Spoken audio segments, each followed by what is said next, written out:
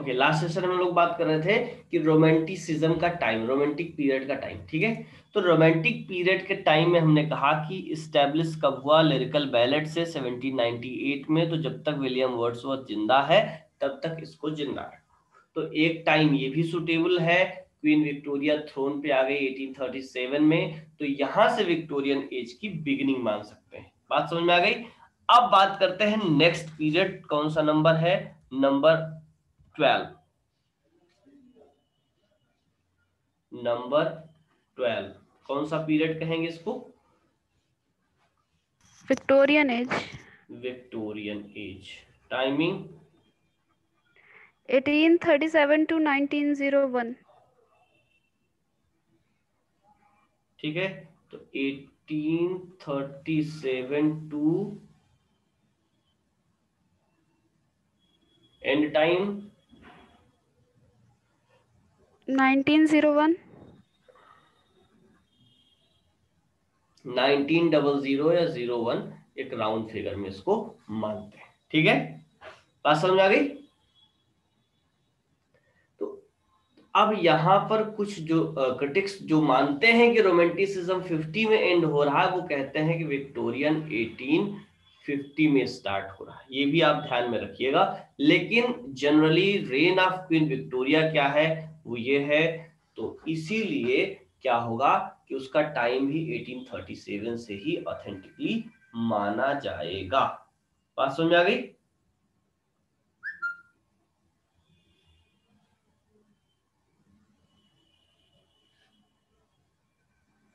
ठीक है, अब विक्टोरियन एज के बाद अब आप कहाँ आएंगे, नंबर कौन सा है, 13।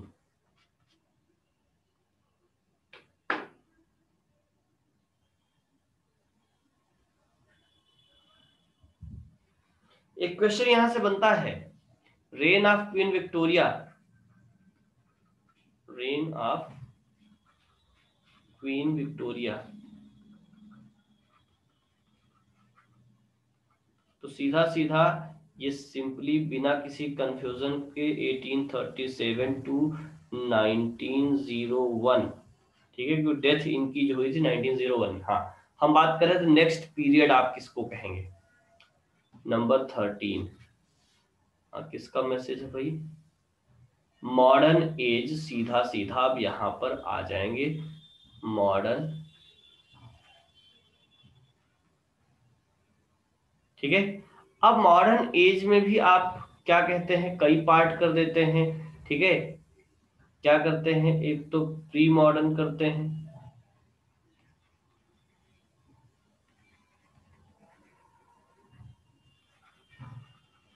दूसरा पोस्ट मॉडर्न कहते हैं,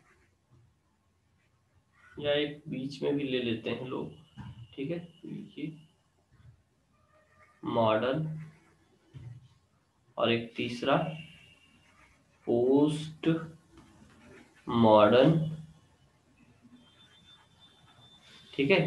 अब उसके बाद बात करें तो अभी एक नया निकल करके आएगा जिसको कहेंगे कंटेम्परेरी,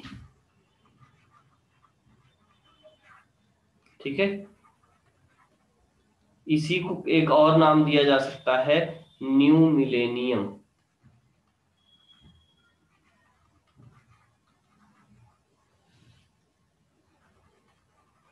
ठीक है। क्या कह सकते हैं, न्यू मिलेनियम। तो ये इतनी जो हम लोगों ने लगभग 50 मिनट में डिस्कस किया, ये क्या था, ओनली हम लोगों ने बात की पीरियड्स की। ये क्लियर रहेगा, इसी सीक्वेंस में याद रहेगा।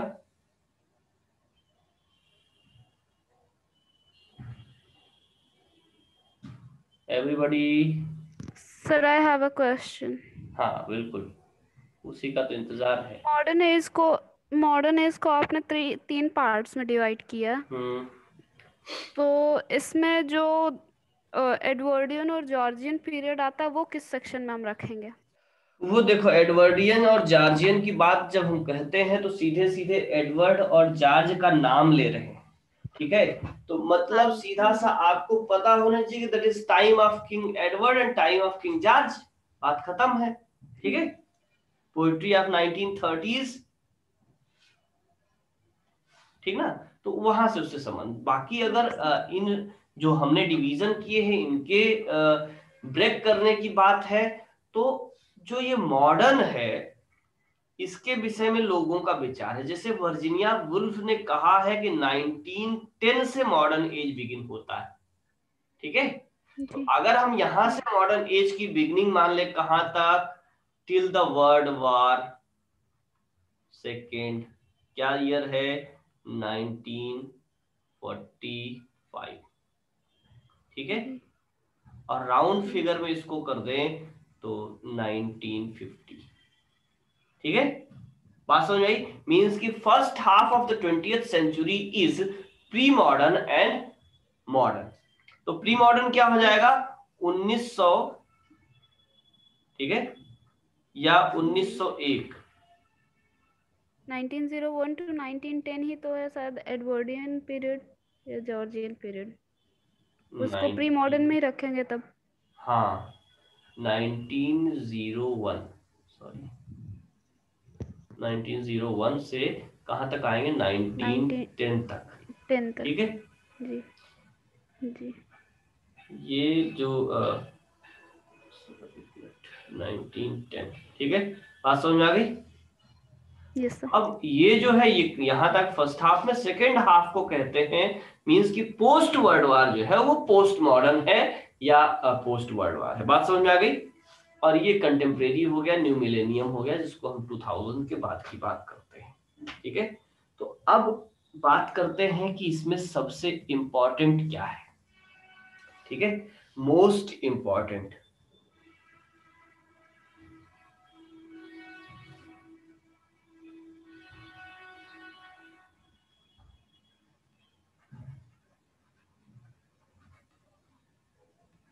इनको एकदम से पढ़ करके जाना है, मोस्ट इंपॉर्टेंट जो है, ठीक है। ब्यूवुल्फ, शुरुआत हम ये अभी आपसे ये प्रश्न नहीं है, ये अब आपको बताना है, ठीक है। पहला है ब्यूवुल्फ,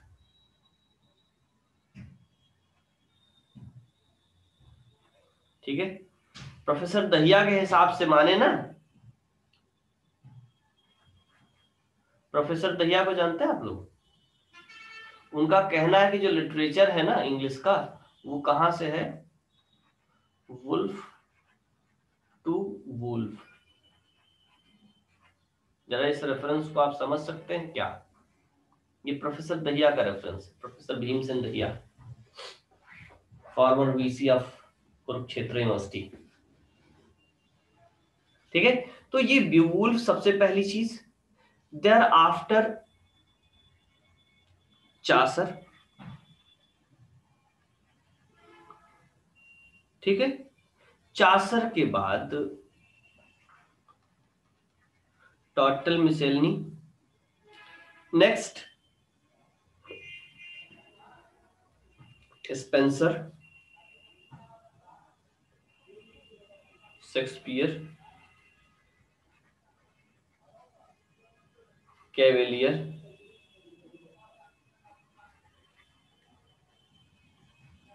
मेटाफिजिकल,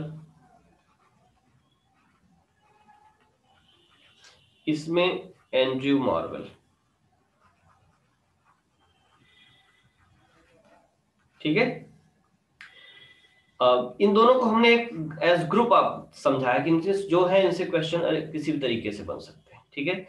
और आगे जब बढ़ेंगे तो जॉन ड्राइडन, एक जॉन डन को भी यहाँ पर शामिल करिएगा, बाकी इंपॉर्टेंट सब है लेकिन जॉन डन को अलग से आप कर लीजिए, ठीक है। नेक्स्ट जॉन ड्राइडन,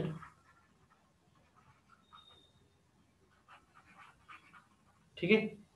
और फिर आगे बढ़ेंगे इंपॉर्टेंट की तरफ, ये केवल हम पोएट्स की बात कर रहे हैं, ये भी ध्यान में रखिएगा। वर्ड्सवर्थ,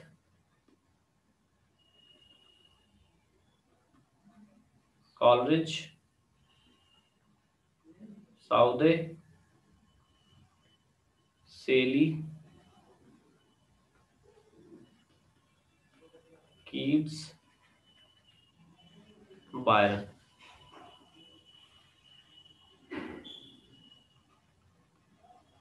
टेनिसन,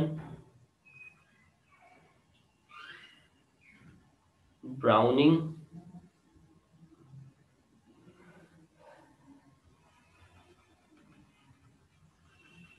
एलिजाबेथ बैरेट,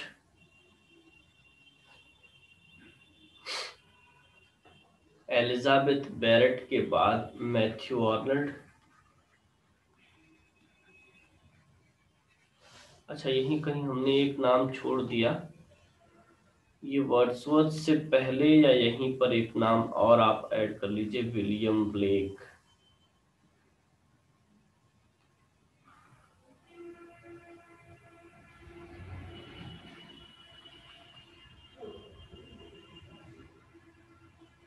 ठीक है, मैथ्यू आर्नल्ड,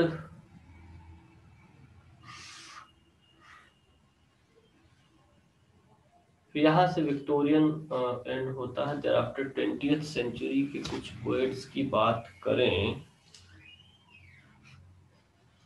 एक मिनट होल्ड करिएगा।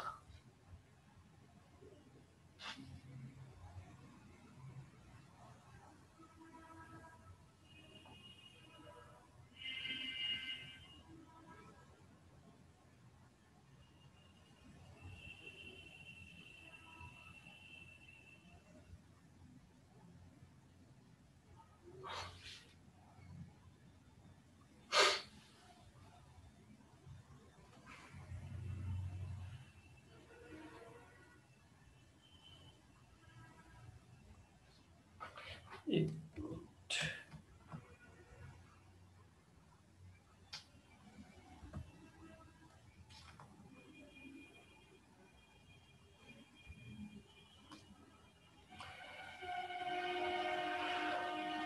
20th सेंचुरी में आपको ध्यान में रखना है इमेजिस्ट पोएट्री।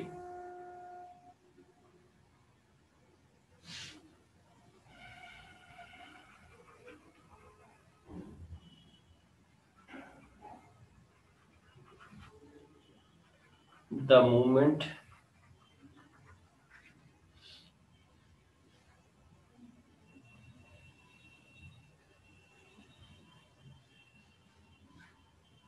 द मूवमेंट के बाद टीएस इलियट,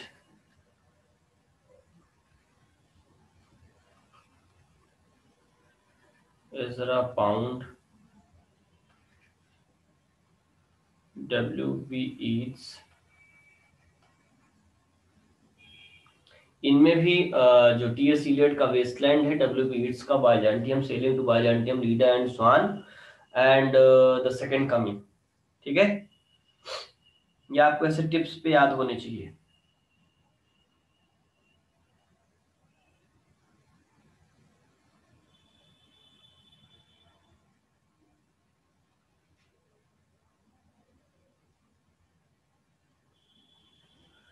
एंड मेन तो यही है, बाकी जो और छोटे छोटे पोएट्स हैं उनको तो करना ही करना है।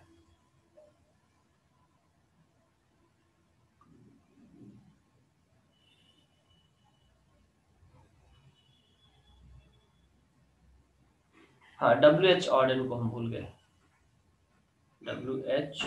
ऑर्डन।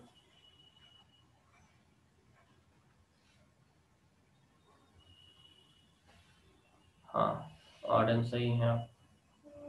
और ऑर्डन के बाद एक है ऑर्डन ग्रुप, ऑर्डन के बाद है ऑर्डन ग्रुप।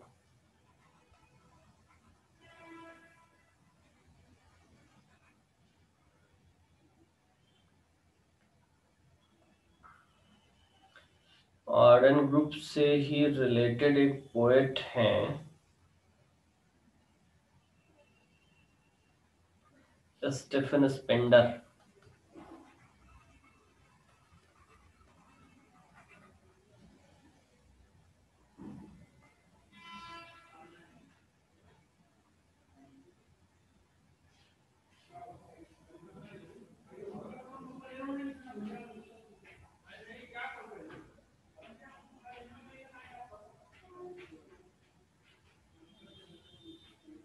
ठीक है,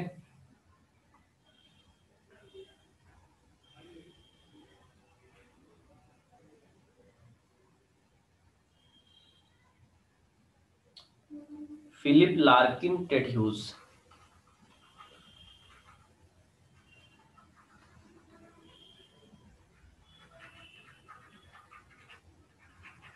टेड ह्यूजेस। और फिर Sylvia Plath, by the way आपको अमेरिकन में देखना है, ठीक है, तो अमेरिकन में हम लोग उसकी बात कर लेंगे। एक और इम्पोर्टेंट आदमी है रुडयार्ड किपलिंग, ठीक, रुडयार्ड किपलिंग।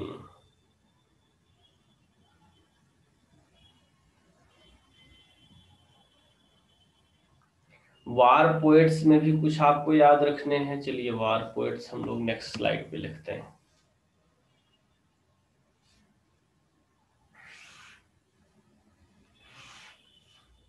ठीक है, इसके बाद आपको लिखना याद रखना है वार पोएट्स। वार पोएट्स में जरूरी है सिगफ्रिड सैसून,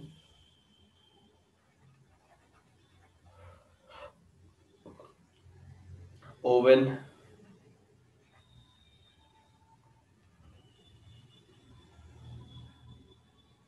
ठीक है, सीमस हेनी बहुत इंपॉर्टेंट पोएट है, ये वार पोएट में नहीं, ये बात याद रखिएगा। नेक्स्ट जो आपको याद रखना है सीमस हेनी।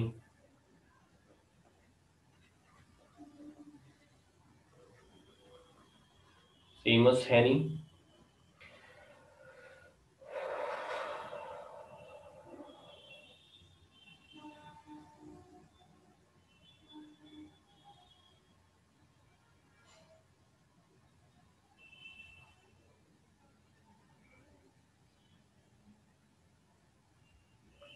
ओके, ये लगभग लगभग, ठीक है, हमने आपको ब्रिटिश का जो इम्पोर्टेंट है उसको बता दिया, ठीक है। ये इतना आपको फर्स्ट राउंड में पढ़ना। अच्छा, इसको बताने का मेरा पर्पस क्या है, जो उसको भी आप समझिए कि जैसे हमने बात की, ये है आपका इंग्लिश लिटरेचर, सपोज दैट, मान लो ये है पूरा आपका इंग्लिश लिटरेचर, छोटा नहीं, ये है आपका इंग्लिश लिटरेचर। बात समझ में आ रही है?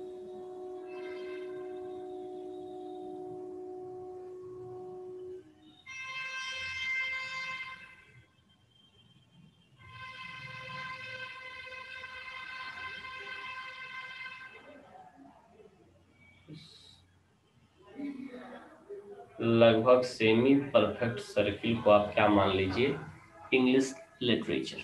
बात समझे कि नहीं? तो पढ़ने का जो आप जब एग्जाम के पर्पज से पढ़ते हैं तो मान लीजिए ये सेंटर है, और सेंटर से आप ये बाहर की तरफ बढ़ेंगे। किधर बढ़ेंगे? बाहर की तरफ बढ़ेंगे, ठीक है। तो किसी भी लिटरेचर का एक कोर एरिया होता है जिसको हमने सेंटर मान लिया। तो सबसे पहले जो बहुत मोस्ट इम्पॉर्टेंट है उसको एकदम से रट्टा मारिए। इसके बाद जो है फिर उनमें जो कम इम्पॉर्टेंट है उनकी तरफ बढ़िए, ठीक है। फिर इसके बाद आप ये देखिए कि उनमें एडिशनल इंफॉर्मेशन क्या है, ठीक है। फिर देखिए और एडिशनल इंफॉर्मेशन क्या है, क्या छूट रहा है, ठीक। फिर से और फिर उसको और रिच करिए। मतलब मेरा ये है कि सबसे पहले क्या है कि आप इस कोर पार्ट जो है, ये कोर एरिया जो है, इस कोर एरिया को आप एक बार सिलेबस कवर करिए। फिर कोर एरिया से आगे बढ़िए, ठीक ना, उनमें और ऐड करिए, फिर और ऐड करिए, फिर और ऐड करिए और ऐड करिए। इस तरह से जब आप लिटरेचर में बढ़ते हैं तो ये जितने की अभी तक हम लोगों ने लगभग 1 घंटे में डिस्कशन किया है, तो ये कोर एरिया है। किसका है? ये पूरा ब्रिटिश पोएट्री का कोर एरिया है। बात समझ में आ गई? अब हम लोगों ने अभी तक जो क्वेश्चनिंग की है वो केवल और केवल आपसे क्वेश्चनिंग की है किस बात पर? जो पीरियड्स का डिवीजन है, और आपको मैंने बताया कि क्या इंपॉर्टेंट पोएट्स और थिंग्स हैं जो कि आपको फर्स्ट कोर स्टडी में एकदम से याद होनी चाहिए। अब इसमें हम बढ़ते हैं आगे क्वेश्चंस पर, ठीक है।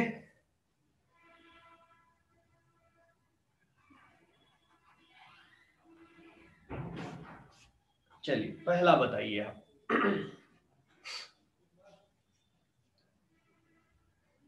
War of Hastings,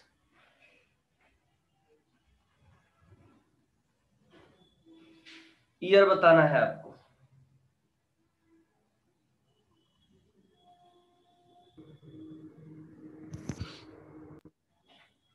war of Hastings,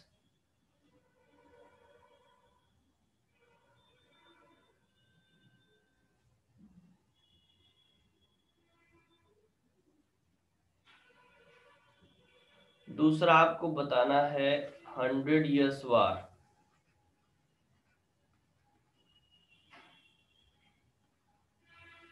तीसरा आपको बताना है वार ऑफ रोजेस, चौथा क्वेश्चन आपके लिए है द ब्लैक डेथ,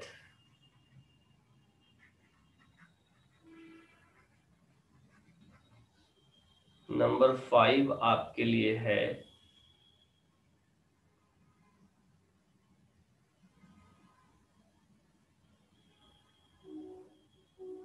चलिए 4 बताइए जरा।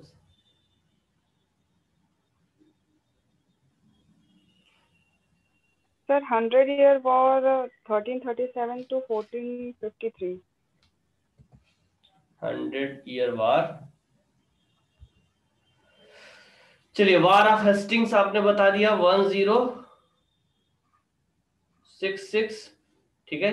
डेट भी बताई क्या, 14 सितंबर, ठीक ना। और 100 ईयर वार आपने टाइम बताया 1337 37 to 1450, 1453। ठीक है। अच्छा, अब यहां से एक दूसरा क्वेश्चन पैदा होता है कि this war was fought between, किसके बीच लड़ा गया।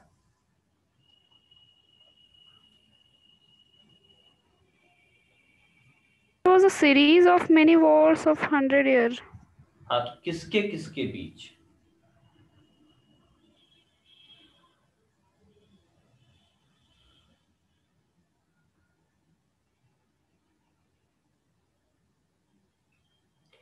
इंग्लैंड एंड फ्रांस, ठीक ना,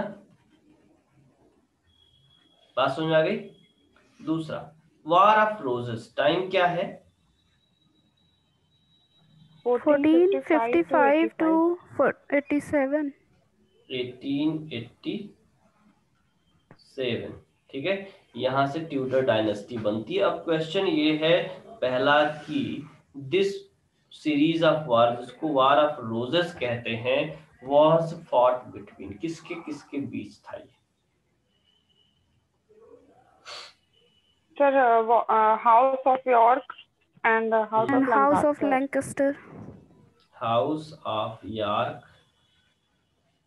हाउस ऑफ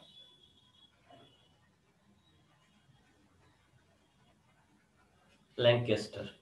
नेक्स्ट, कौन जीता। Lancaster। लैंकेस्टर तो छोड़ के भाग गए थे। नहीं सर, हम्म,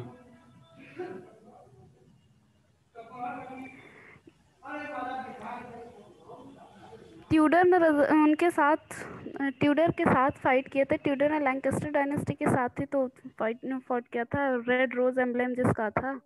हम्म। हाँ, तो white white emblem white York किसका का था था और और रेड रेड किसका था। वाइट यॉर्क का था, रेड लैंकेस्टर का। व्हाइट यॉर्क का था। रेड रोज किसका वाइट था, रोज यॉर्क का लैंकेस्टर, था। ये हो गया यस रेड, सर। और ये था व्हाइट। वाइट। जीता कौन सी।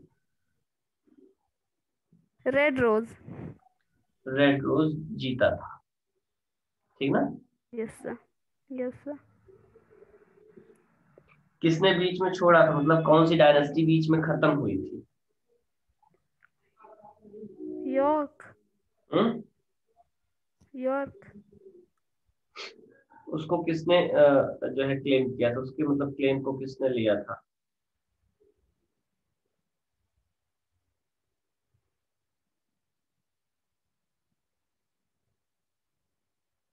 कंफ्यूजन हो गया सर पूरी तरह से। इस हाउस ऑफ ट्यूडर लैंकेस्टर को किसने क्लेम कर लिया था?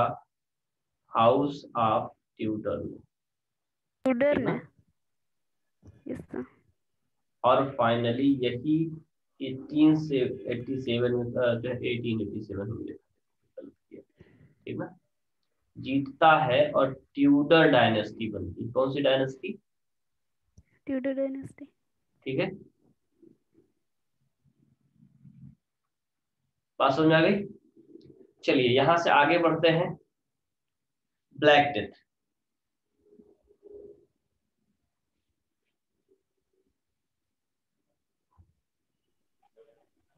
1348।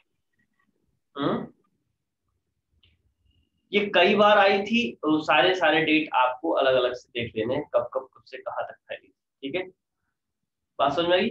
इसको हम आगे बढ़ते हैं, तो बहुत लंबा खींच रहा। नेक्स्ट बढ़ते हैं Chaucer, that is birth of Chaucer and death of Chaucer.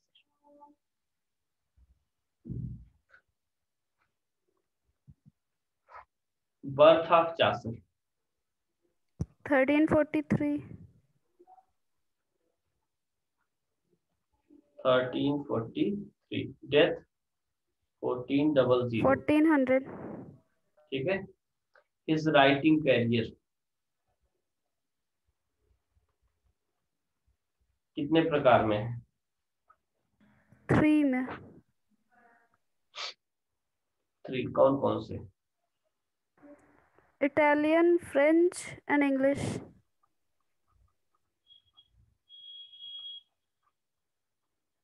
English का famous work Canterbury tales. Canterbury tales, ठीक है? Total Pilgrim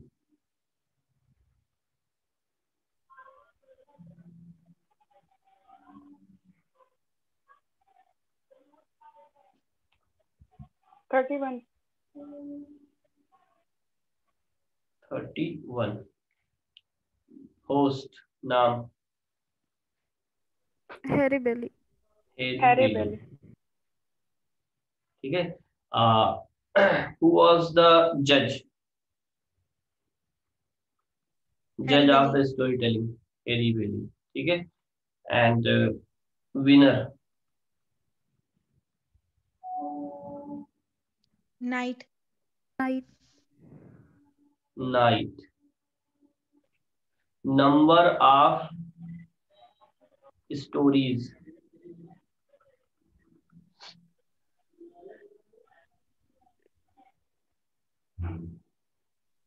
24 stories were told. 24। Number of story tellers? 23. Who told the two tales? Chaucer himself. Sir Chaucer. Chaucer the Pilgrim, ठीक है? केवल Chaucer कह देंगे तो Chaucer ने तो पूरी कहानी कही, बात समझ में आई ना? चासर जो राइटर, जो उसमें पिलग्रिम था, उसने क्या की? 2 टेल। कौन कौन सी?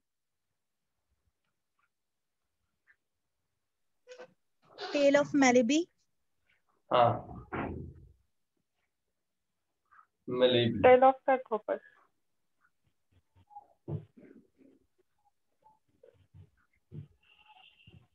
कौन सी इसमें पोएट्री में है? कौन नहीं, कौन सी प्रोज में? Sir Tale Melibee. of Malibu. Tale of ये प्रोज में है और यही एक पूरी, ठीक है, कंप्लीट है, जिसको इनकम्प्लीट छोड़ा गया है, ठीक है? चलिए, female characters.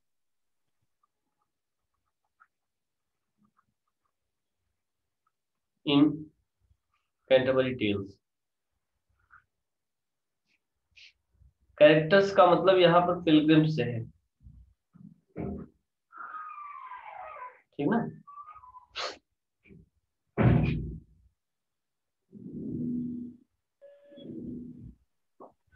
Sir nun prior और Wife of Bath. Wife of bath, Second nun. Second nun Prioress. Total कितने हुए? Sir 3 next, most feminist character.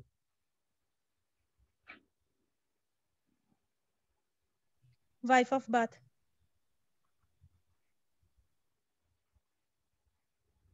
Number of husband,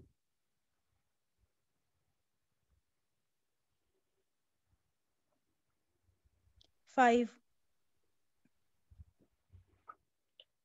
fifth husband,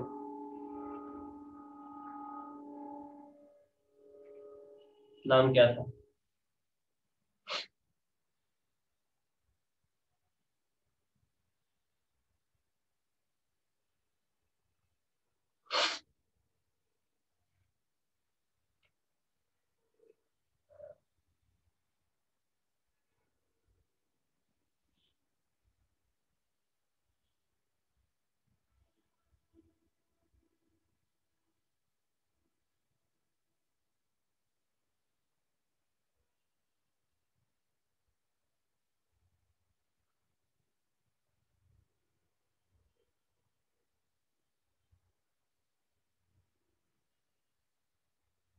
बोलो जल्दी। जेनकिन। ठीक है, next question. Sir Gawain and green night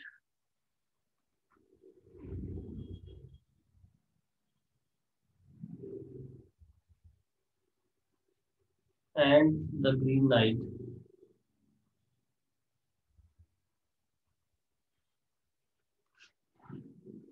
किस age का work है?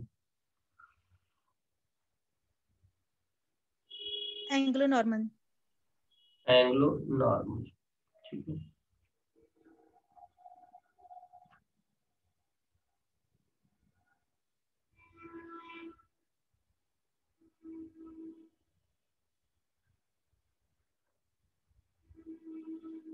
Who was the moral गावर?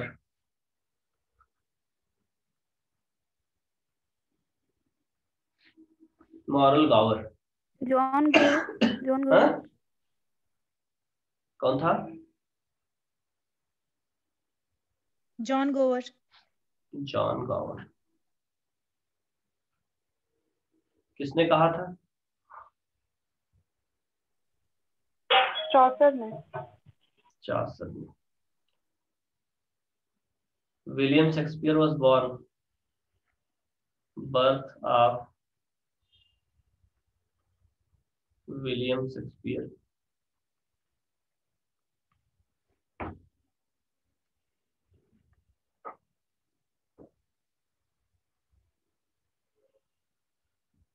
Year बताइए भाई।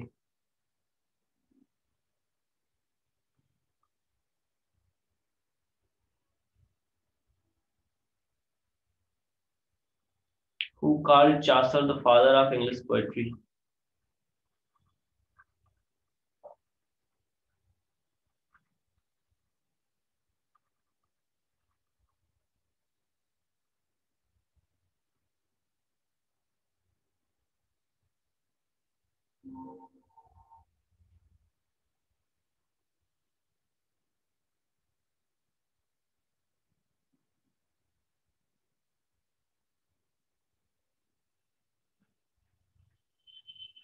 देखिए 5 मिनट सेशन में भी आपके पास और है। ठीक है, इसी सेशन के बाद हम लोग आज की क्लास को क्लोज करेंगे। ठीक है, तो अभी बताना आपको ये है, देखिए हम लोगों ने बहुत थोड़े से पोएट्री का भी रिवीजन किया है, तो आप खुद से कर पाएंगे रिवीजन।